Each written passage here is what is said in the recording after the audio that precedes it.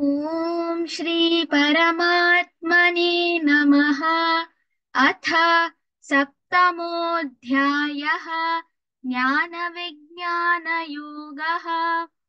श्रीभगवानुवाच मय्यासक्तमनः पार्थ योगयुञ्जन्मदाश्रयः असंशयं समग्रं मां यथा ज्ञास्यसि तच्छृणु। ज्ञानन्तेऽहं सविज्ञानम् इदौ वक्ष्याम्यशेषतः यज्ञात्वा नेह भूयोऽन्यत् ज्ञातव्यमवशिष्यते। मनुष्याणां सहस्रेषु कश्चिद्यतति सिद्धये यततामपि सिद्धानां कश्चिन्मां वेत्ति तत्त्वतः। भूमिरापो नलो वायुः खं मनो बुद्धिरेव च अहङ्कार इतीयं मे भिन्ना प्रकृतिरष्टधा। अपरेयमितस्त्वन्यां प्रकृतिं विद्धि मे परां जीवभूतां महाबाहो ययेदन्धार्यते जगत्। एतद्योनीनि भूतानि सर्वाणीत्युपधारय अहं कृत्स्नस्य जगतः प्रभवः प्रलयस्तथा मत्तः परतरन्नान्यत् किञ्चिदस्ति धनञ्जय। मयि सर्वमिदं प्रोतं सूत्रे मणिगणा इव रसोऽहमप्सु कौन्तेय प्रभास्मि शशिसूर्ययोः। प्रणवः सर्ववेदेषु शब्दः खे पौरुषन्दृषु पुण्यो गन्धः पृथिव्यां च तेजश्चास्मि विभावसौ। जीवनं सर्वभूतेषु तपश्चास्मि तपस्विषु। बीजं मां सर्वभूतानां विद्धि पार्थ सनातनं। बुद्धिर्बुद्धिमतामस्मि तेजस्तेजस्विनामहम्।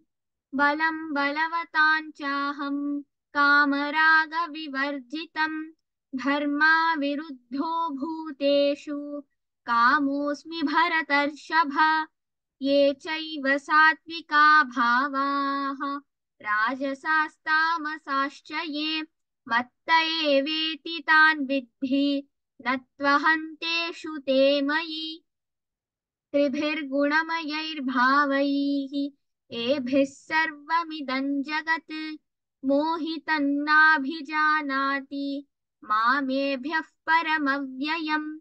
दैवी ह्येषा गुणमयी मम माया दुरत्यया मामेव ये प्रपद्यन्ते मायामेतां तरन्ति ते।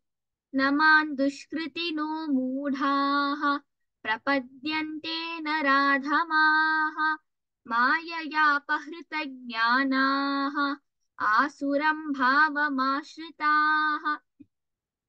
चतुर्विधा भजन्ते मां जनाः सुकृतिनोऽर्जुन आर्तो जिज्ञासुरर्थार्थी ज्ञानी च भरतर्षभ। तेषां ज्ञानी नित्ययुक्तः एकभक्तिर्विशिष्यते प्रियो हि ज्ञानिनोत्यर्थम् अहं स च मम प्रियः। उदाराः सर्व एवैते ज्ञानी त्वात्मैव मे मतम् आस्थितः स हि युक्तात्मा मामेवानुत्तमां गतिम्। बहूनां जन्मनामन्ते ज्ञानवान् मां प्रपद्यते वासुदेवः सर्वमिति समहात्मा सुदुर्लभः। कामैस्तैस्तैहृतज्ञानाः प्रपद्यन्तेऽन्यदेवताः तन्तन्नियममास्थाय प्रकृत्या नियता स्वया। यो यो यान्तनुं भक्तः श्रद्धयार्चितुमिच्छति तस्य तस्याचलां श्रद्धां तामेव विदधाम्यहम्। सतया श्रद्धया युक्तः तस्याराधनमीहते लभते च ततः कामान् मयैव विहितान् हितान्। अन्तवत्तु फलं तेषां तद्भवत्यल्पमेधसां देवान् देवयजो यान्ति मद्भक्ता यान्ति मामपि अव्यक्तौ व्यक्तिमापन्नं मन्यन्ते मामबुद्धयः परं भावमजानन्तः ममाव्ययमनुत्तमम् नाहं प्रकाशः सर्वस्य योगमाया समावृतः मूढो यन्नाभिजानाति लोको मामजमव्ययम् वेदाहं समतीतानि वर्तमानानि चार्जुन भविष्याणि च भूतानि मां तु वेद न कश्चन इच्छाद्वेषसमुत्थेन द्वन्द्वमोहेन भारत सर्वभूतानि सम्मोहं सर्गे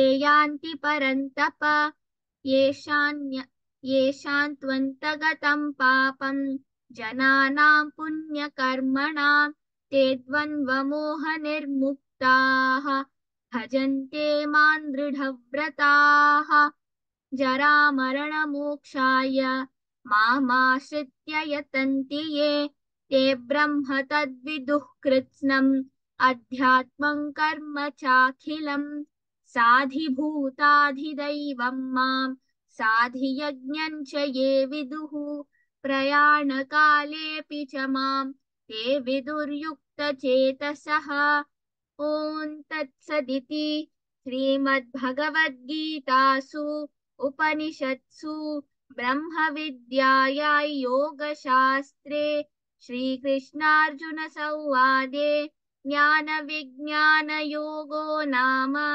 सप्तमोऽध्यायः सर्वधर्मान् परित्यज्य मामेकं शरणं व्रज अहं त्वा सर्वपापेभ्यः मोक्षयिष्यामि मा शुचः।